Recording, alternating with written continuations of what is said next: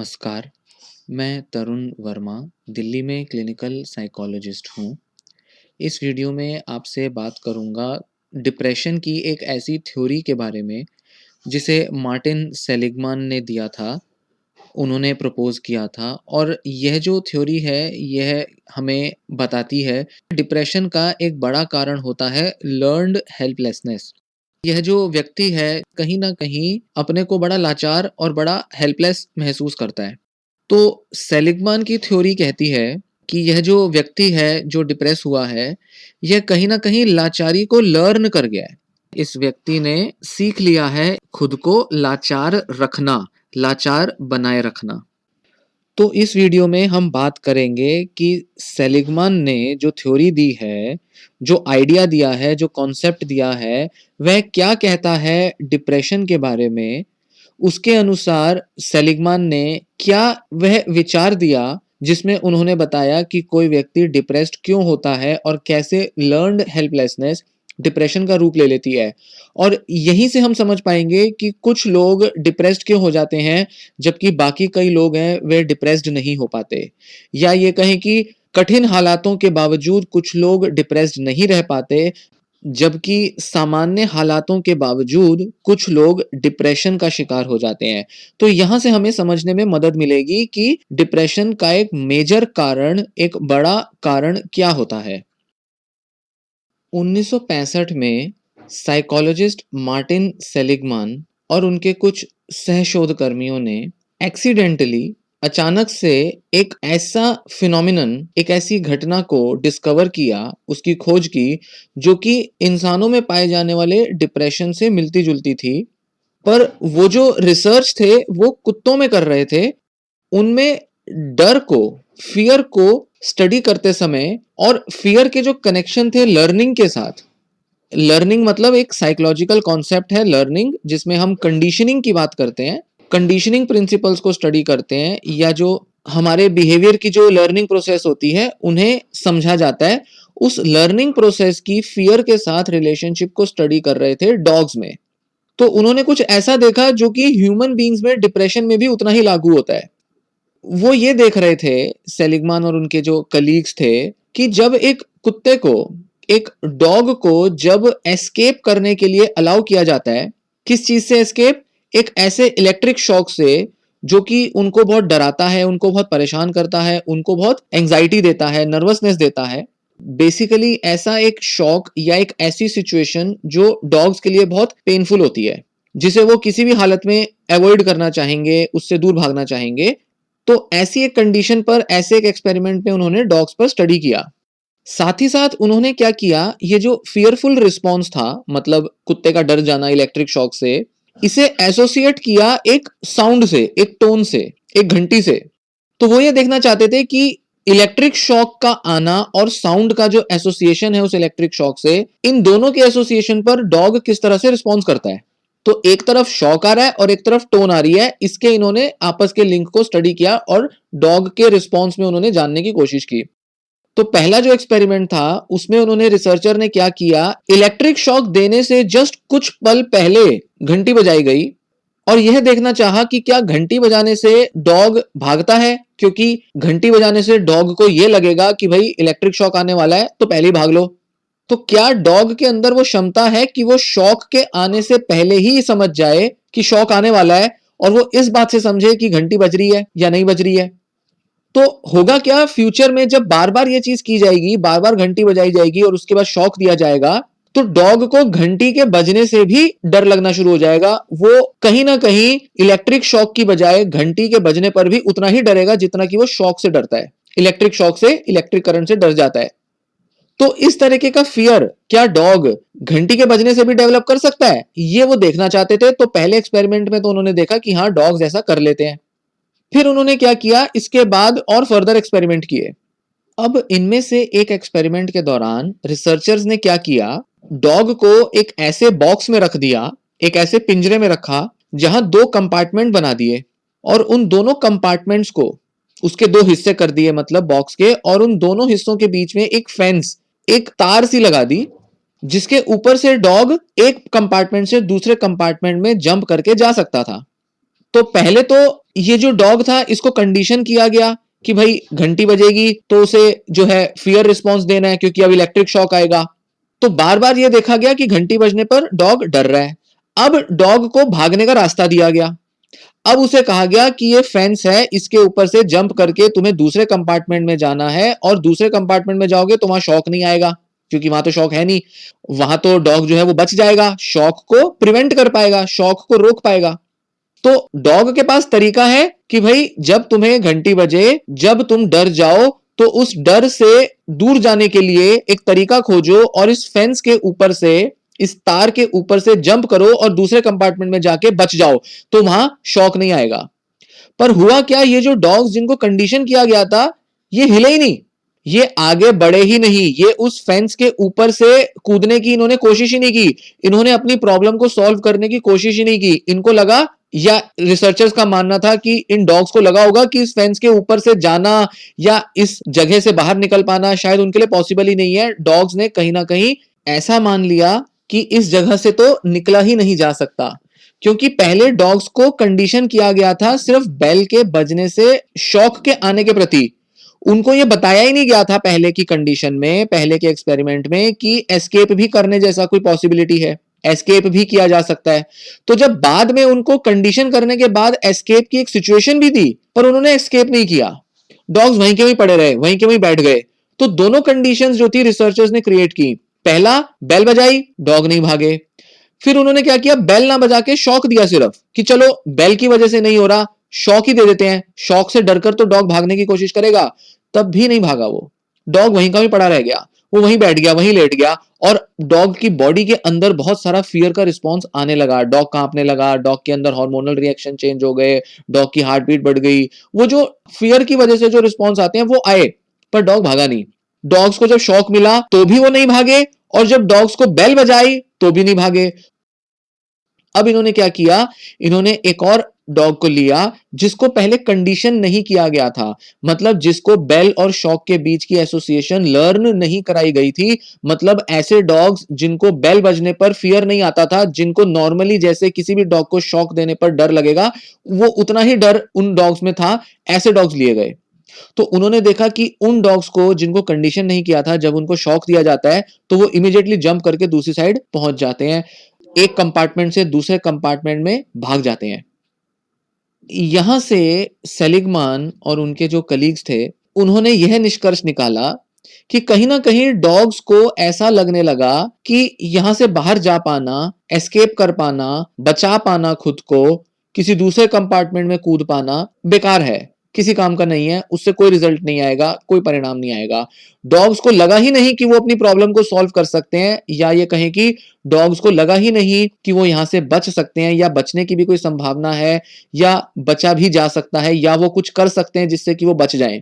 क्योंकि शुरू में उनको टॉर्चर दे दे के, हम ये कह सकते हैं कि उनको बेल बजा बजा के, शॉक दे दे के टॉर्चर सा किया गया था। उनके दिमाग में ऐसा डर बिठा दिया गया कि डर के अलावा कोई संभावना है ही नहीं, डर से बचने का कोई तरीका है ही नहीं।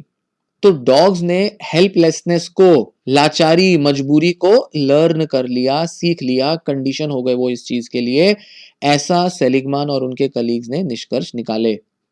ये जो रिसर्च थी, इस रिसर्च ने सेलिगमान की जो लर्न्ड हेल्पलेसनेस की थ्योरी है उसकी फाउंडेशन का काम किया, उसकी बेसिस का काम किया, जिसको बाद में जब ह्यूमन बिहेवियर में अप्लाई किया गया तो उससे डिप्रेशन का एक बहुत अच्छा मॉडल, एक बहुत अच्छी थ्योरी, एक बहुत अच्छी एक्सप्लेनेशन निकल के आई कि कैसे लोग डिप्रेशन का शिकार हो जाते हैं, क्योंकि कहीं ना कहीं वो हेल्पलेस होना लर्न कर लेते हैं। ऐसा सेलिगमान ने देखा और ऐसा सेलिगमान का मानना था, और इस तरह से उन्होंने इंसानों पर भी बहुत शोध किए जिससे उन्होंने देखा कि हाँ, लोग हेल्पलेसनेस को लर्न कर लेते हैं जिस वजह से वो डिप्रेस हो जाते हैं। दूसरे शब्दों में कहें तो कहीं ना कहीं एक डिप्रेस्ड पर्सन जो है वो ऐसा मानने लगता है, ऐसा महसूस करने लगता है कि वो जो कुछ भी करेंगे वो सब किसी काम का नहीं होगा, किसी लायक नहीं होगा, कुछ भी एफर्ट्स लेंगे वो कोई मन मुताबिक रिजल्ट्स नहीं लाएंगे।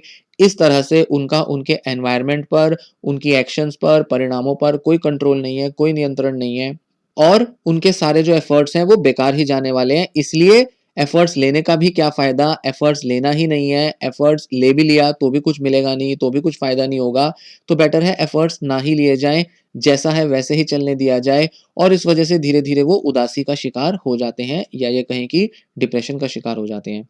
तो सुनने में तो ये थ्योरी जो है बहुत ही क्लियर है, बहुत ही साफ है और बहुत ही ईज़िली हम समझ सकते हैं कि डिप्रेशन कुछ लोगों में क्यों होता है। पर यहाँ एक सवाल है जो इस थ्योरी पर अक्सर खड़ा किया गया था, वो ये कि डिफ़िकल्ट सर्कमस्टेंस कठिन हालात तो सभी लोग फेस करते हैं, सभी लोगों को सामना करना पड़ता है उनका, तो वे लोग डिप्रेस क्यों नहीं हो जाते? सभी लोगों को हेल्पलेसनेस लर्न क्यों नहीं हो जाती? सभी लोग लाचारी को सीख क्यों नहीं लेते? तो सेलिगमैन ने क्या किया और फर्दर रिसर्च करने शुरू किए। तो उन्होंने क्या किया, लर्न हेल्पलेसनेस की थ्योरी को मॉडिफाई किया और ऐसे में व्यक्ति की जो सोच होती है, थिंकिंग होती है, कॉग्निशन होती है, उसको भी समझा और उसको भी इंपॉर्टेंस दी और उसका भी एक रोल कंट्रीब्यूशन लर्न हेल्पलेसनेस की थ्योरी में उन्होंने देखा।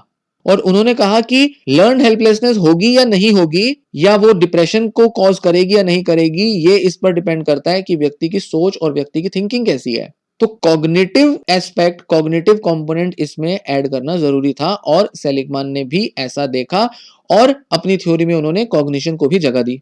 तो हेल्पलेसनेस का लर्न हो जाना कंडीशनिंग के थ्रू, एक्सपीरियंसेस के थ्रू, ये बिहेवियरल पर्सपेक्टिव है, मतलब हमारे व्यवहार पर केंद्रित पर्सपेक्टिव है, नजरिया है, पर इसके अंदर हमारी सोच भी मायने रखती है। सोच का भी एक ढंग, एक तरीका, एक देखने का नजरिया, वो भी मैटर करता है, वो भी मायने रखता है।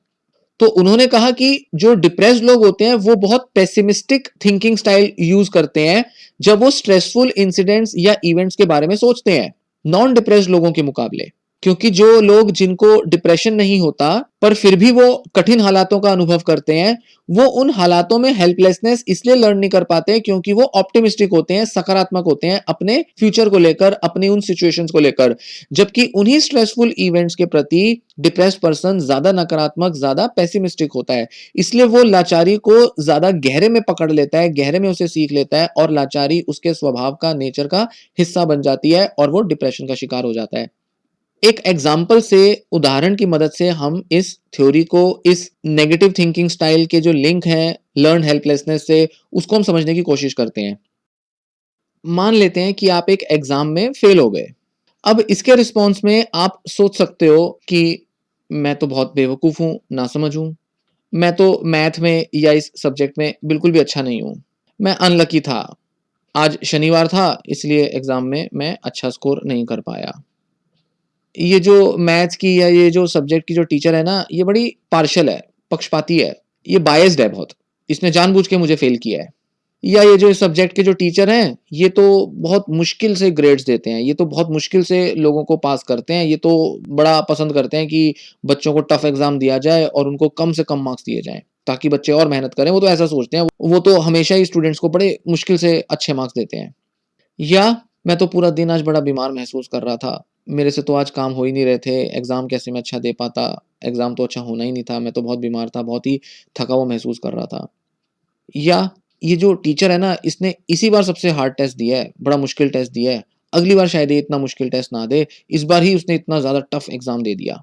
या फिर मेरे पास टाइम ही नहीं था स्टडी करने का, पढ़ने का समय ही नहीं मिला, मैं मोबाइल पे लगा रहा, इंटरनेट पे लगा रहा, या पार्टी थी अटेंड करी, या फ्रेंड आ गए थे, रिलेटिव आ गए थे, मेरे पास टाइम ही नहीं रहा तैयारी करने का। अब देखा क्या जाता है कि जो लोग या जो बच्चे, जो स्टूडेंट्स नेगेटिव इवेंट्स को, मतलब जैसे फेल हो जाना, एक नेगेटिव इंसिडेंट को ऐसा मान के चलते हैं कि इसके जो कारण है वो इंटरनल है। इंटरनल मतलब मेरी वजह से है, ग्लोबल है मतलब अलग अलग सिचुएशंस में देखे जा सकते हैं, या स्टेबल है मतलब हमेशा ऐसे ही बने रहेंगे। जो इस तरीके का एट्रीब्यूशनल स्टाइल, थिंकिंग स्टाइल रखते हैं, वो अक्सर पेसिमिस्टिक हो जाते हैं, या वो कहें कि नकारात्मक नजरिया, नकारात्मक एटीट्यूड अपने लाइफ के प्रति, इवेंट्स के प्रति, नेगेटिव इवेंट्स के प्रति रखते हैं। तो इन तीन तरीकों से जब कोई इंसिडेंट को देखता है, जैसे पहले दो जो एक्सप्लेनेशंस थी कि मैं तो हुई बेवकूफ, मुझे तो आता ही नहीं है, मुझे तो ये सब्जेक्ट समझ ही नहीं आता, या मैं मैथ्स में अच्छा नहीं हूं ना, मैथ्स मुझे आती नहीं ना, मुझे अच्छी परफॉर्मेंस देनी नहीं आती। तो ये जो एट्रीब्यूशन है पेसिमिस्टिक स्टाइल वाली, इसमें इंटरनल एट्रीब्यूशन लग रही है, मतलब मैं खराब था इसी वजह से मैथ्स का एग्जाम अच्छा नहीं हुआ, मेरे को ही नहीं आता, इसी वजह से ये एग्जाम अच्छा नहीं हुआ। तो ये हो गया इंटरनल एट्रीब्यूशन।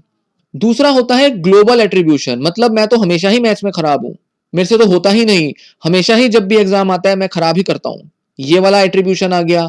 तीसरा स्टेबल, मतलब आज भी ऐसा है, कल भी ऐसा है, हमेशा जो भी एग्जाम दूंगा वो ऐसा ही जाएगा। इस तरीके से जो व्यक्ति देखता है, जो स्टूडेंट देखता है, तो वो पेसिमिस्टिक तरीके से देख रहा है। दूसरा एक तरीका होता है ऑप्टिमिस्टिक एट्रीब्यूशनल स्टाइल वाला, जिसमें व्यक्ति जो है, पर्सन जो है, वो नेगेटिव इवेंट्स को इस तरह से देखेगा कि इसके जो कॉजेज हैं वो एक्सटर्नल हैं। मतलब जैसे कि मैथ्स टीचर ने इस बार खराब एग्जाम दे दिया था, इसी वजह से ऐसा हो गया। स्पेसिफिक है, मतलब एट्रीब्यूशन स्पेसिफिक है, मतलब इसी बार हार्ड एग्जाम दिया था, अक्सर वो इतना डिफिकल्ट एग्जाम नहीं देती टीचर।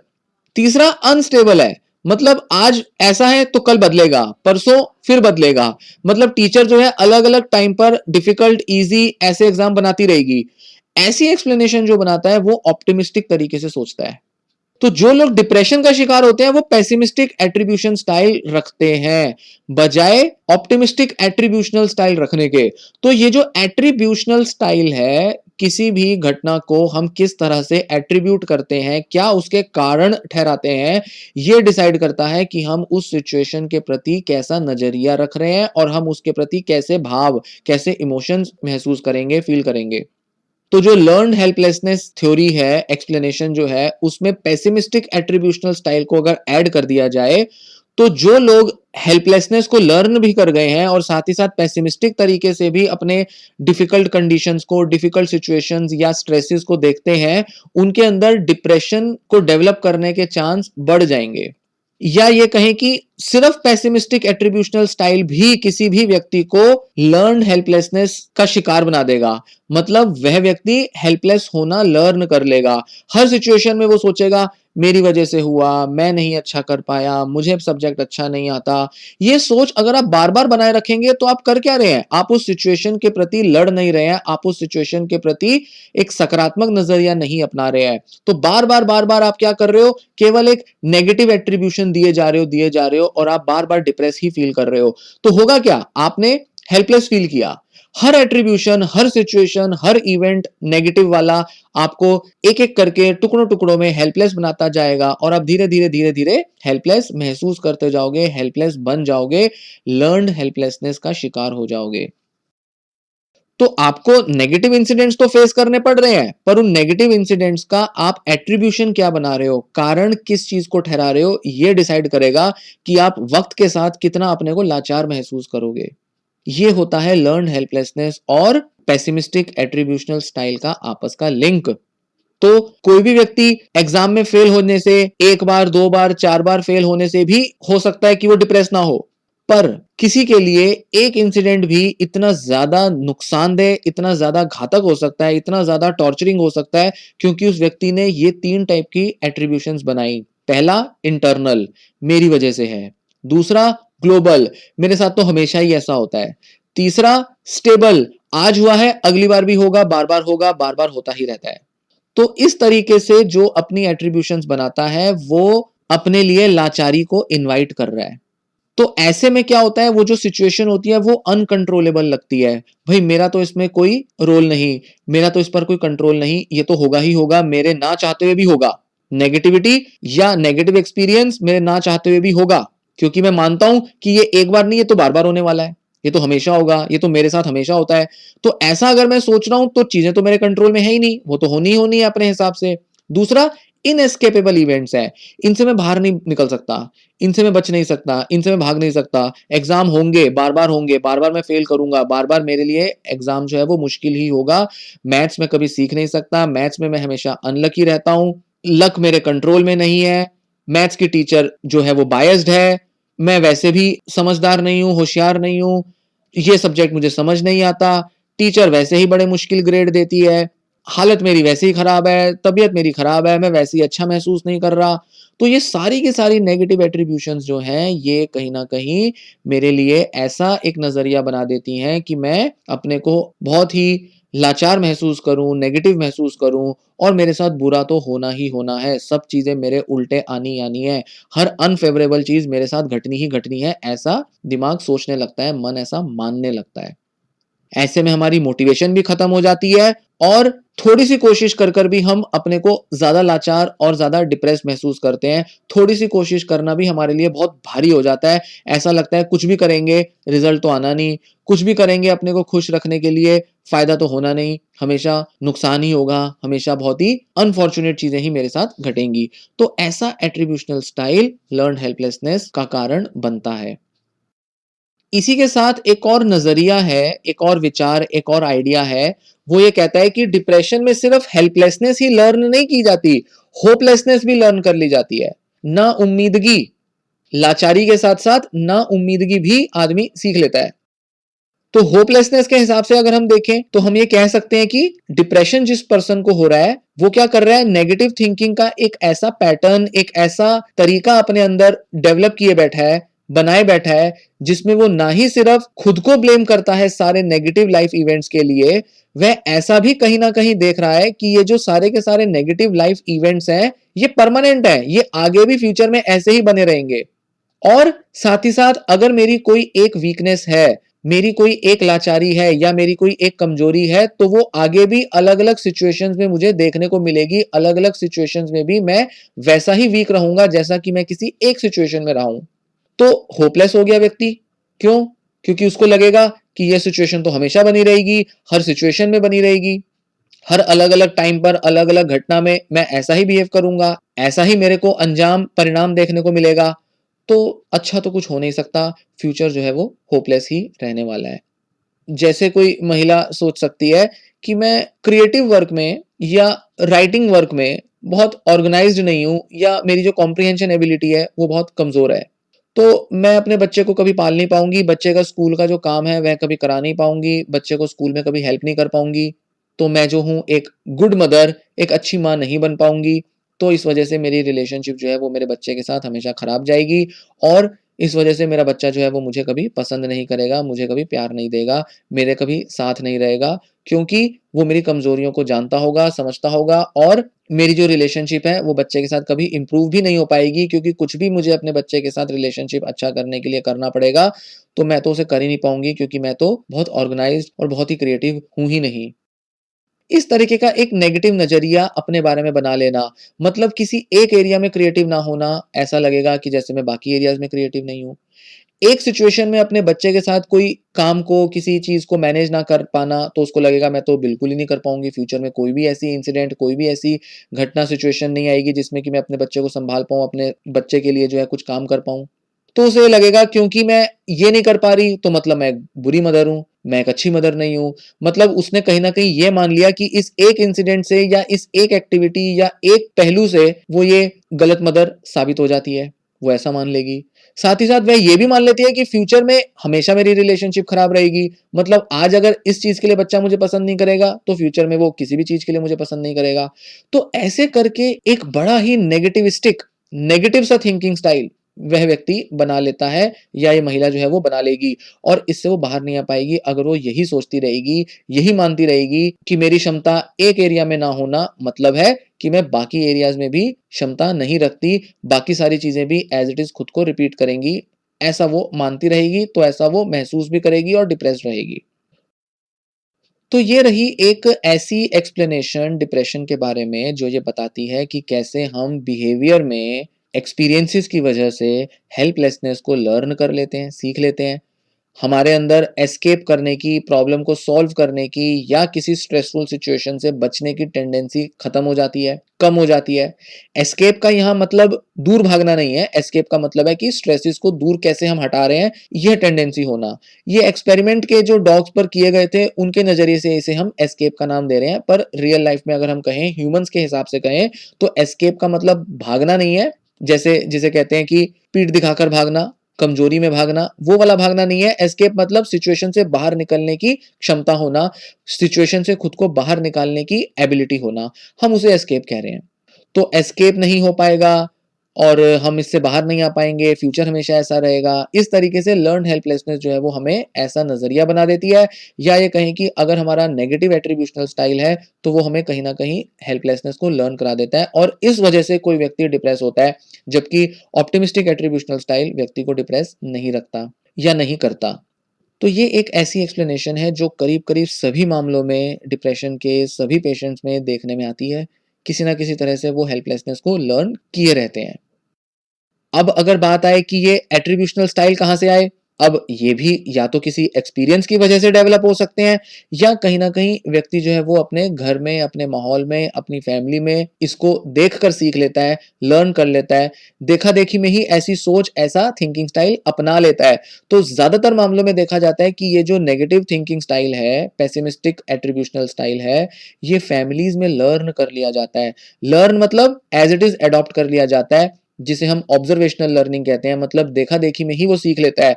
क्योंकि वो ऐसे लोगों के बीच रहा है जो खुद नेगेटिव थिंकिंग स्टाइल रखते हैं, इसलिए वो भी नेगेटिव थिंकिंग स्टाइल बना लेता है और ये एट्रीब्यूशंस धीरे-धीरे उसे हेल्पलेसनेस लर्न करा देती हैं क्योंकि वो सिचुएशंस को हैंडल नहीं कर पाता।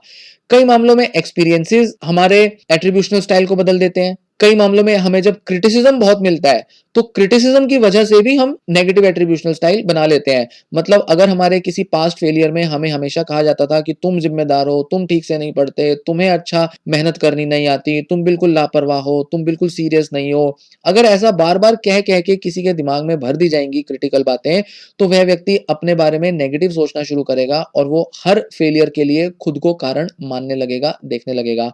तो ऐसे कहीं न कहीं एट्रीब्यूशनल स्टाइल बन जाते हैं। इस बारे में मैं और चर्चा किसी और वीडियो में करूँगा, पर उम्मीद है थोड़ा-सा आपको आइडिया ज़रूर मिला होगा कि जो एट्रिब्यूशनल स्टाइल है, नेगेटिव वाले, पेसिमिस्टिक वाले, वो किस तरह से बनते हैं। एक्सपीरियंसेस की वजह से, क्रिटिसिज्म की वजह से या किसी दूसरे व्यक्ति को देख के जो खुद अपनी लाइफ में बहुत ही पेसिमिस्टिक आउटलुक रखता है।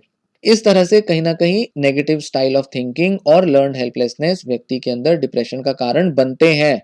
कहीं न कहीं आप पर भी ये एप्लीकेबल होंगे प्रिंसिपल्स, कहीं न कहीं ये थ्योरी, ये आइडियाज़, ये कॉन्सेप्ट्स आपकी लाइफ में भी एप्लीकेबल होंगे। आप भी जब इस वीडियो में दी गई एक्सप्लेनेशन को सुनें, तो ज़रा एक्सप्लोर करें, इंट्रोस्पेक्ट करें कि आपकी लाइफ में कैसे आपने हेल्पलेसनेस को लर्न किया है, कैसे आपने खुद के मामले में negative attributional style, pessimistic thinking style develop किए हैं, किस तरीके से आपके मामले में, आपकी अपनी लाइफ में, अपने कॉन्टेक्स्ट में आपने कैसे ये एट्रिब्यूशनल स्टाइल डेवलप किए, फैमिली से किए, खुद किए, एक्सपीरियंसेस की वजह से किए और कैसे इनकी वजह से आप हेल्पलेस होना लर्न कर गए, सीख गए, कंडीशन हो गए हेल्पलेस होने के लिए। उम्मीद है ये जानकारी, ये इन्फॉर्मेशन, ये नॉलेज आपके काम आएगी, आपको मदद देगी अपने डिप्रेशन को समझने में और साथ ही इसे दूर करने में भी। कैसे इसे हम थेरेपी में इम्प्लीमेंट कर सकते हैं या कैसे इसके लिए हम थेरेपी में चेंजेस लाने की कोशिश करते हैं, कैसे हम लर्न्ड हेल्पलेसनेस को चेंज करते हैं, इसके बारे में मैं किसी और वीडियो में बात करूँगा। ये वीडियो कॉजेज़ के बारे में, कारण के बारे में थी, थ्योरेटिकल एक्सप्लेनेशन के बारे में मैंने कुछ बताना था, कुछ फ़ोकस करना था उस बारे में, तो उसके लिए मैंने ये वीडियो बनाई। उम्मीद है ये कारण आपको समझ में आए होंगे और ये आपको मदद देंगे। वीडियो को लाइक करें अगर आपको ये वीडियो पसंद आई हो और वीडियो के नीचे कमेंट करें, अपने व्यूज़ दें, अपने एक्सपीरियंसेस शेयर कर सकते हैं, अपने बारे में बता सकते हैं। कह सकते हैं कि किस तरह से आपके मामले में लर्न्ड हेल्पलेसनेस आपने देखी, नेगेटिव एट्रिब्यूशनल स्टाइल कैसे देखे, किस तरह से आप नेगेटिव थिंकिंग स्टाइल डेवलप कर गए। ये लिखें, ये समझें, यह जानें, अपने बारे में इंट्रोस्पेक्ट करके जानें या कोई सवाल पूछें, मैं उसका जवाब दूँगा। यह वीडियो किसी ऐसे व्यक्ति के साथ शेयर करें जिसको इसकी हेल्प मिल सकती है, जिसके लिए ये ज़रूरी हो सकती है सुननी, समझनी और जिससे उसको मदद मिल सकती है। साथ ही इसे सोशल मीडिया पे शेयर करें ताकि और लोग जिनके लिए हेल्पफुल हो सकती है इन्फॉर्मेशन, वे भी इससे फ़ायदा ले पाएँ। और अगर आपने चैनल सब्सक्राइब नहीं किया है, तो चैनल ज़रूर सब्सक्राइब करें क्योंकि चैनल सब्सक्राइब करने से आपको और ऐसे वीडियोज़ के नोटिफ़िकेशंस मिलेंगे और मेरी जो वीडियोज़ हैं उनके बारे में जानकारी ले पाएँगे और भी कई सारी मेरी वीडियोज़ आप देख पाएँगे। रेगुलर आपको उनके बारे में जानकारी मिल पाएगी। तो चैनल ज़रूर सब्सक्राइब करें अगर अभी तक आपने चैनल सब्सक्राइब नहीं किया है तो। धन्यवाद।